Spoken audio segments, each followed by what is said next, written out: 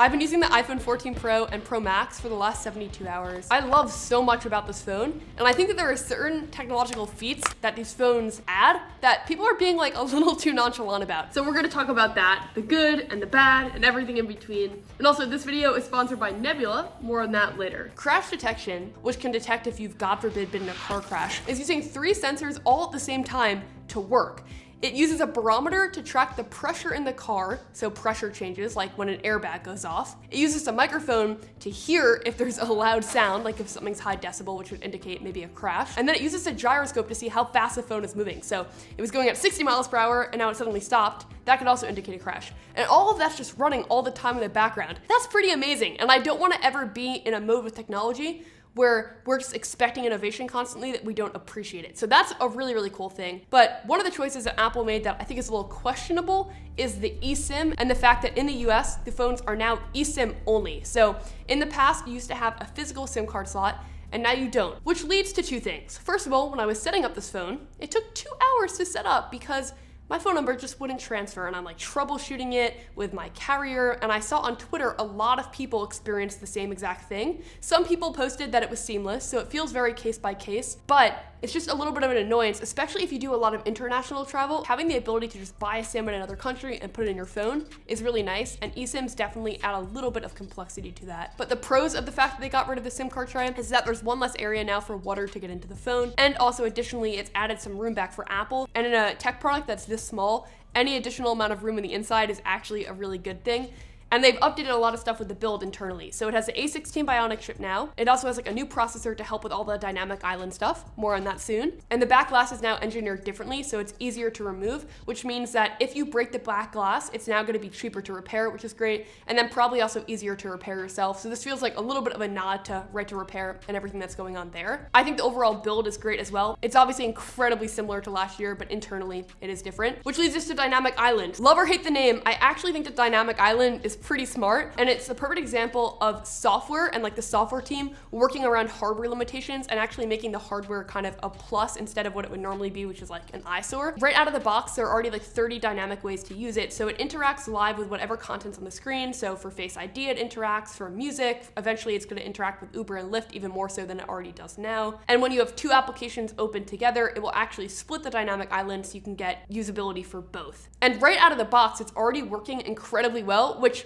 is impressive but not surprising. I feel like Apple really does nail software consistently. I was talking to another tech YouTuber yesterday though, and he was saying that he actually doesn't like Dynamic Island, and he would have preferred if they just did a smaller notch at the top of the display, and that this feels more intrusive and cuts into content more. And I can see that, and I think it's true. But I personally have actually really liked it a lot, and I feel like the way that they implemented it makes a ton of sense. If you don't like it, the regular iPhone 14 still has the standard notch, and I also have that phone actually, so a full review is coming soon on that. But the 14 Pro and Pro Max both have it, and the only real differences between the Pro and Pro Max this year are the sizes of the battery and the display, and the Pro Max display is also slightly higher resolution, but it feels really close. They didn't purposely make the regular Pro worse in order to make the Max more enticing. The Pros also have always on display this year, which is another feature that we've seen on Android in the past, but Apple's added their own little twist to it for better or worse. It's much brighter than most of the always on displays, and it basically is just a dimmed version of your home screen. So it actually looks like your home screen, just a little bit less bright, but it's still pretty bright. And so at night, sometimes it literally feels like my phone is still on.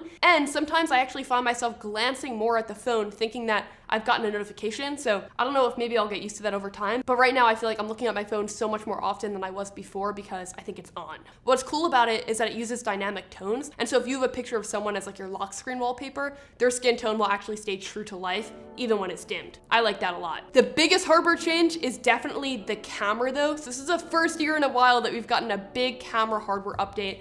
And it's a 48 megapixel sensor, but by default, it's going to pixel bin down to 12 megapixels. So if you don't know what that means, basically it uses the sensor and all the pixels, and it combines the pixels into larger pixels, which will help with low light performance and also make the file size a little bit more manageable. This has been on a lot of other Android phones in the past. On the S20 Ultra from a couple years ago, it was actually kind of a disaster because these phones have a fixed aperture, meaning that the aperture stays consistent no matter what, and since it's a wide aperture, oftentimes when you pair that with like a large sensor, what can end up happening is focus fringing, where only a small part of the image is actually in focus, and I've noticed it happening a little bit on the iPhone as well. I'm gonna test that more in the camera comparison and full review, but initially, otherwise, this is a really, really good camera setup, like an incredibly impressive camera setup, because you now also have 2 times optical zoom because the sensor's so big, they can give you that, and so the 2x is actually better than most 2x telephoto lenses, which means now on this phone you have 0.5, 1x, 2x, and 3x all optically, and then up to 15 times zoom digitally. 15 times zoom gets a little bit murky, a little questionable, but it's nice to have it. The phone also has better stabilization in video mode, which is great,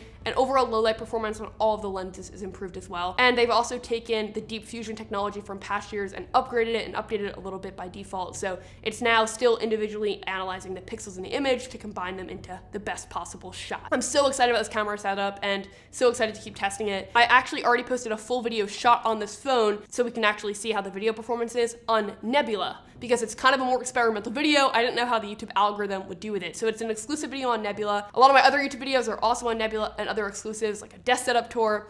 And it's such a cool platform that I'm building with my other creator friends to allow us to experiment more with content that maybe wouldn't do well on YouTube, or just content that we're super passionate about. And also the videos on there are ad-free. Sometimes they're even posted early. And there are tons of other incredible content creators involved, like Renee Ritchie, for example, who's another tech YouTuber. It's normally $5 a month, but with my link in the description below, you can get it for $3 a month.